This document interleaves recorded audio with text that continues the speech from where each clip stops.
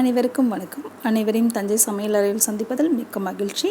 இந்த குழம்பு இந்த லாக்டவுன் டைமில் உங்களுக்கு யூஸ்ஃபுல்லாக இருக்கும்னு நினைக்கிறேன். ட்ரை பண்ணி பாருங்கள்.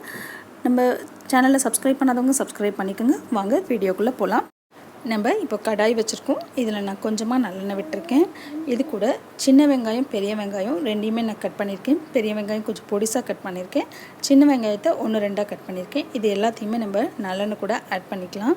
இதை ஆட் பண்ணிவிட்டு நல்லா வதக்கிக்கலாம். இந்த குழம்புக்கு நமக்கு ரொம்ப பொருளும் தேவைப்படாது. ஆனால் அதே சமயத்தில் சீக்கிரமாக கெட்டும் போகாது. ரொம்ப சீக்கிரமாகவும் நம்ம பண்ணிடலாம். வெங்காயம் கொஞ்சம் நல்லா செவர வதக்கிக்கோங்க. இந்த குழம்பு நம்ம வேறு எதுவுமே ஆட் பண்ணாமல் செய்கிறதுனால 1 வாரம் ஆனாலும் கெட்டு போகாது. ஹாஸ்டலில் இருக்க ஸ்டூடெண்ட்டுக்கு இல்லை நம்ம வெளியில் ஆஃபீஸில் ரொம்ப நாள் வெளில போய் தங்குறாங்க, அந்த மாதிரிலாம் போகும்போது நம்ம இது மாதிரி செஞ்சு எடுத்துகிட்டு போகலாம். கெட்டு போகாது இந்த குழம்பு. நல்லா வெங்காயம் செவர அளவுக்கு வதங்கிக்கலாம். 1 சிட்டிகை மஞ்சத்தூள், 1 பிஞ்ச் பெருங்காயத்தூள். நம்ம இப்போது தேவையான அளவுக்கு காரம் சேர்த்துக்கோங்க. நான் 1 ஸ்பூன் மிளகாய்த்தூள், 1 ஸ்பூன் மல்லித்தூள் சேர்த்துருக்கேன். இதை நல்லா வதக்கிக்கலாம். இதை நல்லா வதக்கின பிறகு நம்ம புளி கரைச்சி வச்சுருக்கோம், அதை இதில் சேர்த்துக்கிறேன். புளியை ரொம்ப தண்ணியாக கரைச்சிடாதீங்க, நல்லா திக்காக கரைச்சி எடுத்துக்கோங்க, வடிகட்டி எடுத்துக்கோங்க. அதை இதில் ஆட் பண்ணி நல்லா எல்லாத்தையுமே பச்சை வாசனை போகிற அளவுக்கு வதக்கிக்கலாம். இது நல்லா வதங்கட்டும். தேவையான அளவுக்கு உப்பு சேர்த்துக்கலாம். தேவையான அளவுக்கு தண்ணி சேர்த்துக்கோங்க. உங்களுக்கு குழம்பு எவ்வளோ வேணுமோ அந்தளவுக்கு தண்ணி ஆட் பண்ணிக்கோங்க.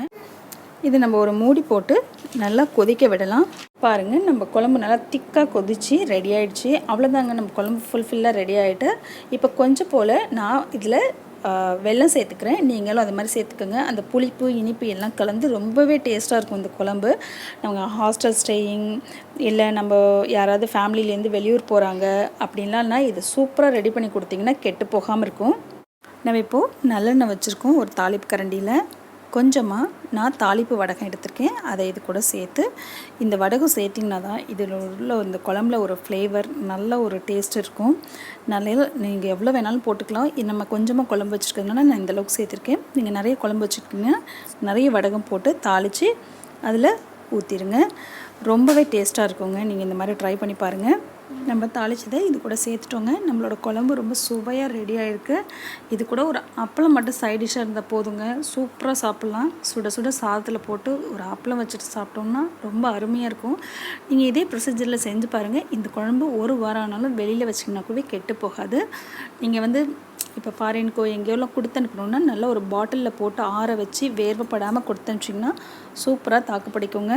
செய்து பாருங்கள். நம்மளோட குழம்பு ரொம்ப சுவையாகவே ரெடியாக இருக்குது. நீங்கள் இதை சுட சுட சாதத்து கூட அப்பளம் வச்சு சாப்பிட்டிங்கன்னா செம்ம காம்பினேஷனாக இருக்கும். லைக் பண்ணுங்கள், ஷேர் பண்ணுங்கள். இந்த வீடியோ உங்களுக்கு பிடிச்சிருந்துச்சுன்னா சப்ஸ்கிரைப் பண்ணிக்கோங்க. உடனுக்குடன் வீடியோக்களை தெரிந்து கொள்ள பெல் பட்டனை ப்ரெஸ் பண்ணுங்கள். நன்றி.